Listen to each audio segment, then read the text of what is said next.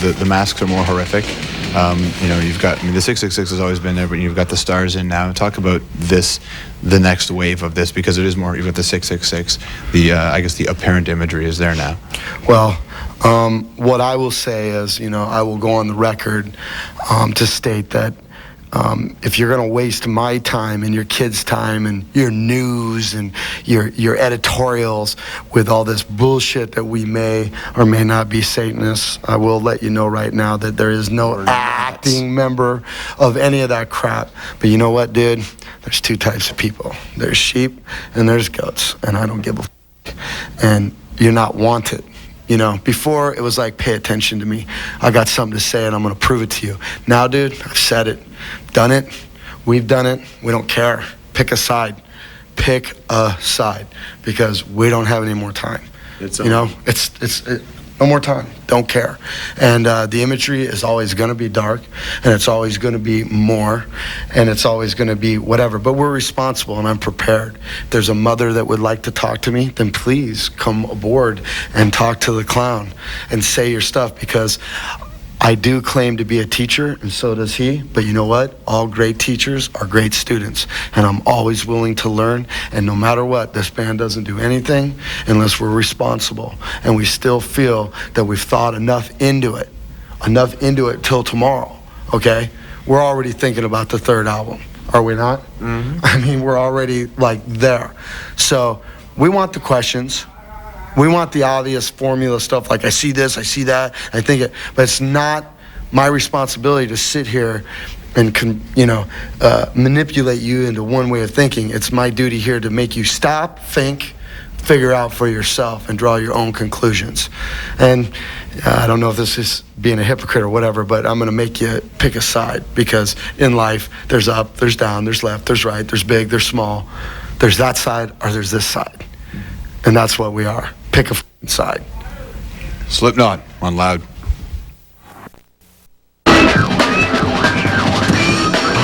今日はね、すごいもう昨日ライブ見て感動したシックオブイットオールの皆さんです。イエーイ、Sick of it all.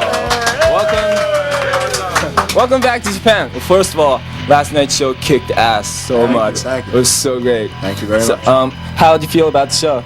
It's great. Really, really hot though. Yeah, it was a little too hot, and we were a little too jet lagged, but I think it came off. It came off. I think really fun show. I think it was okay, but I have a hurt knee, so I was very disappointed because I wanted to jump up and down, fun, but I had to stay in one spot, so it's frustrating. But next time. Yeah, next time. Otherwise, the show was good. It was a great show. I think the audience brought it out of us. We were, like I said, we were jet lagged, but just the way the kids reacted just made us feel good. So, well. For me, it had to be one of the best shows I've seen this year. Oh, it was so great. It gets better, even better. Tell us what happened to your knee. I played hardcore for so many years that my knees are destroyed. So yeah, knee surgery. Next up is the brain surgery.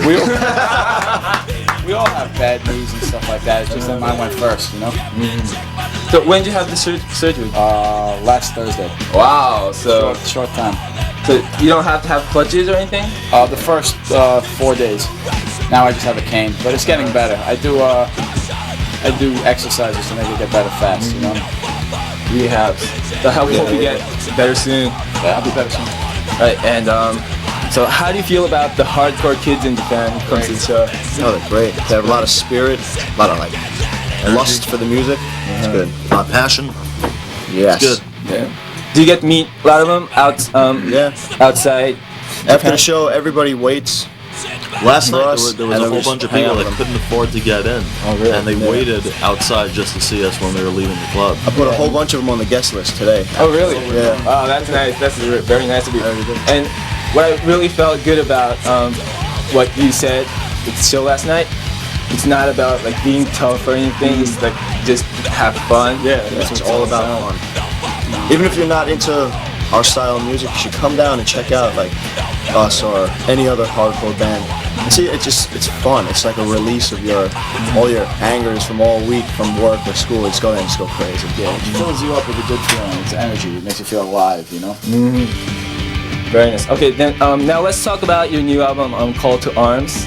And first of all, why did you go to an independent label to record? Well, our contract, our deal with the major label was up and was over, and we just felt we wanted to move on to somebody who knew more about our music and our style. And we've known Mike from No Effects. He runs Fat Records, and it just was like a natural thing. Yes. We have a lot of respect for Mike, and he's always talked to us about being on his label, and that's how it came about. Made us an offer we couldn't refuse, you know? It's either sign to Fat or wake up at a dead horse's head and in bed with you, you know? What are you gonna do? Or a horse with horrible breath. Yeah, guy with a rough arm right there. A lot of bands start from an independent label and they then go to a major label and Then winds up back on independent. It's pretty much the way it is. Well, which do you think is better for Sick of It All? Which is easier? Fat Records is the best label we've ever been on, by far. If you have any problems or even just a question, you call Mike or his wife Erin. And they run the whole thing. Major label, you call one guy, well, he's not in. Oh, he doesn't work here anymore. Well, I don't know what you're talking about. I don't know what band you are. Yeah, sometimes it's like that. And with Mike and Erin, it's just like you just call them and they fix everything. Yeah, like I said, we're more comfortable on the label. You know, it's very family oriented. You know, it's not a.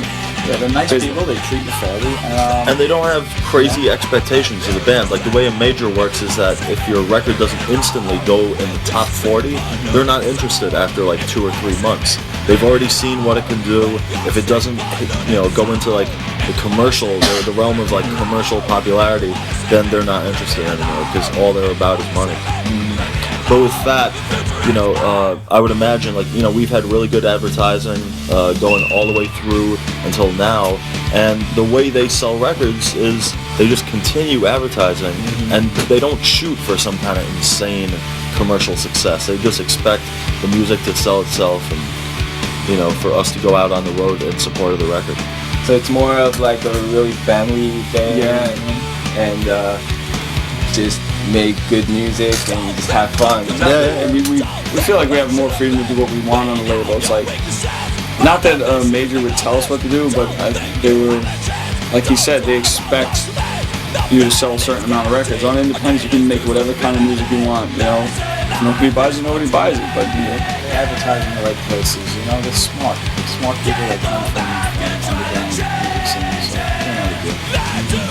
So how do you feel about your new album, Call to Arms? I love it. I think it's great. Really happy. I'm happy with the results. I like it a lot because it shows like every style of hardcore that we like. It's got like groove stuff. It's got punk. It's got oi. It's got sing-along. It's got everything. So which part of Call to Arms do you want the listeners to listen to most? The middle of the album. I think it's a middle strong album. I actually think all the songs are pretty strong. Oh boy. Teach you how not to play. Actually, just listen to the bonus track. That's the only thing. Breezy Wheezy. It's a blues track. Which all I'll be saying is this is how the people enjoy the whole record. That's why we made it diverse. So it's not just one style all the way through. A lot of bands, they put their best songs on a CD, like first, second, third, and fourth. We try to space it out and like make all of them interesting instead of like, oh, these are just filler songs. We took a good amount of time writing this record because with some of our other records we'd have say out of 10 songs we'd have like 6 good ones and 4 filler and something like that. But on this one we tried to make sure every song, even if it was just like a short one, that it was good and it was intense. It's something about it caught your ear, So I think we pretty much accomplished it.